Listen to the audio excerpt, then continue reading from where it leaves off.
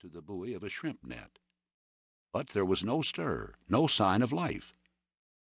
The situation dawned upon us. While waiting for slack water in which to lift their heavy nets from the bed of the bay, the Chinese had all gone to sleep below. We were elated, and our plan of battle was swiftly formed. "Throw each of your 2 men onto a junk," whispered Lee Grant to me from the salmon boat, "and you make fast to a third yourself. We'll do the same, and there's no reason in the world why we shouldn't capture 6 junks at the least." Then we separated.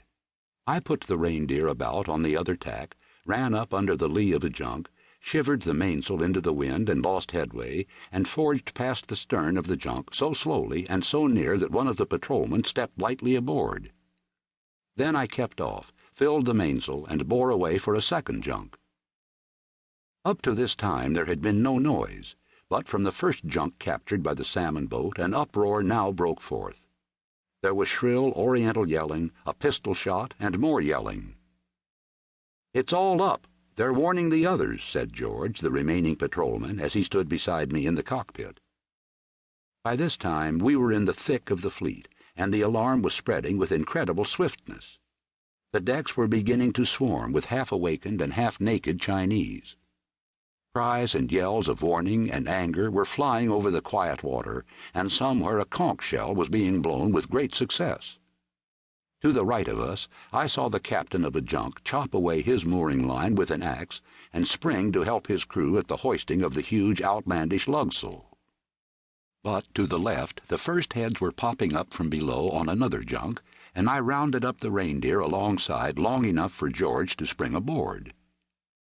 The whole fleet was now under way. In addition to the sails, they had gotten out long sweeps, and the bay was being plowed in every direction by the fleeing junks. I was now alone in the Reindeer, seeking feverishly to capture a third prize. The first junk I took after was a clean miss, for it trimmed its sheets and shot away surprisingly into the wind. By fully half a point, it outpointed the Reindeer, and I began to feel respect for the clumsy craft. Realizing the hopelessness of the pursuit, I filled away, threw out the main sheet, and drove down before the wind upon the junks to leeward, where I had them at a disadvantage.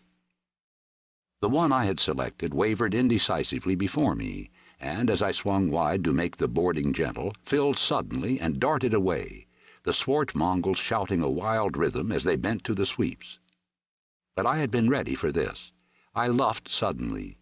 Putting the tiller hard down and holding it down with my body, I brought the main sheet in, hand over hand, on the run, so as to retain all possible striking force. The 2 starboard sweeps of the junk were crumpled up, and then the 2 boats came together with a crash. The Reindeer's bowsprit, like a monstrous hand, reached over and ripped out the junk's chunky mast and towering sail. This was met by a curdling yell of rage.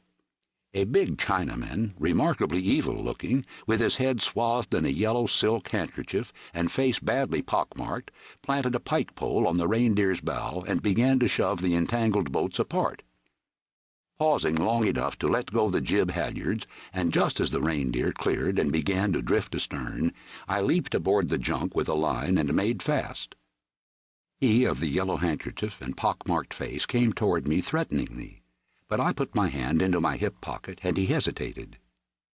I was unarmed, but the Chinese have learned to be fastidiously careful of American hip pockets, and it was upon this that I depended to keep him and his savage crew at a distance. I ordered him to drop the anchor at the junk's bow, to which he replied, "No sabe." The crew responded in like fashion, and though I made my meaning plain by signs, they refused to understand. Realizing the inexpediency of discussing the matter, I went forward myself, overran the line, and let the anchor go. "Now get aboard, 4 of you," I said in a loud voice, indicating with my fingers that 4 of them were to go with me and the 5th was to remain by the junk. The yellow handkerchief hesitated, but I repeated the order fiercely, much more fiercely than I felt, at the same time sending my hand to my hip. Again the yellow handkerchief was overawed, and with surly looks he led 3 of his men aboard the Reindeer. I cast off at once, and leaving the jib down, steered a course for George's junk. Here it was easier, for there were 2 of us, and George had a pistol.